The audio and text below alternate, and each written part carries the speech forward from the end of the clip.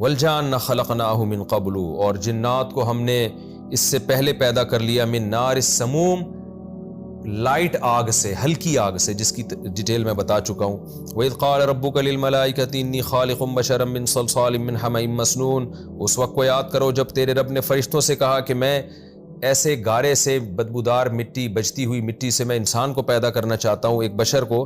فَإِذَا سَوَّيْتُهُ وَنَفَخْتُ فِيهِ مِن رُوحِي، جب میں اسے درست کر لوں، اس کے اعضاء کو برابر کر دوں اور اس میں اپنی روح پھونک دوں، یعنی اس میں جان ڈال دوں، فَقَعُوا لَهُ سَاجِدِينَ، فقعوا یہ پورا نہیں ہے، فا الگ ہے، قعو الگ ہے، تو تم گر جاؤ اس کے لیے سجدہ کرتے ہوئے۔ تمام فرشتوں نے سجدہ کیا سوائے ابلیس کے۔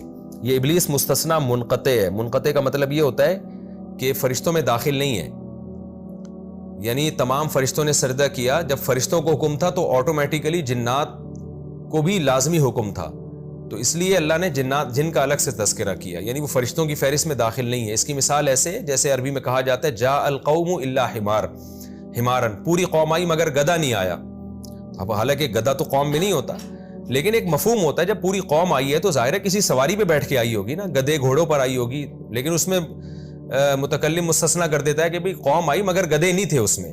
تو منقطع مستثنیٰ اس کو کہتے ہیں جس میں ایک چیز مفہوم ہو رہی ہوتی ہے، حقیقت میں اس کا ذکر نہیں ہوتا، ایک دماغ اس کی طرف جاتا ہے، اس کی نفی کر دی جاتی ہے۔ تو دماغ اس طرف جائے گا کہ جب سارے فرشتوں کو حکم تھا تو جنات کو تو بطریق اولا حکم، کیونکہ فرشتے جب نور سے بنے ہیں ان کو حکم دیا جا رہا ہے سجدہ کرو، تو آگ سے بنی ہوئی مخلوق کو تو لازمی حکم دیا جائے گا۔ ابا ان یکون مع الساجدین، شیطان نے انکار کر دیا کہ وہ سجدہ کرے۔ قال یا ابلیس ما لک الا تکون مع الساجدین، اللہ نے ابلیس سے کہا تجھے کیا ہوا کہ تو نے سجدہ نہیں کیا؟ قال لم اکن، شیطان نے کہا یہ ہو ہی نہیں سکتا کہ میں سجدہ کروں ایک ایسے بشر کو جس کو تو نے سڑے ہوئے گارے سے اور کھنکھناتی مٹی سے پیدا کیا ہو۔ تو اللہ نے فرمایا فَاخْرُجْ مِنْهَا فَإِنَّكَ رَجِيمٌ، نکل جا یہاں سے، تو مردود ہے اور تجھ پر قیامت تک میری لعنت ہے۔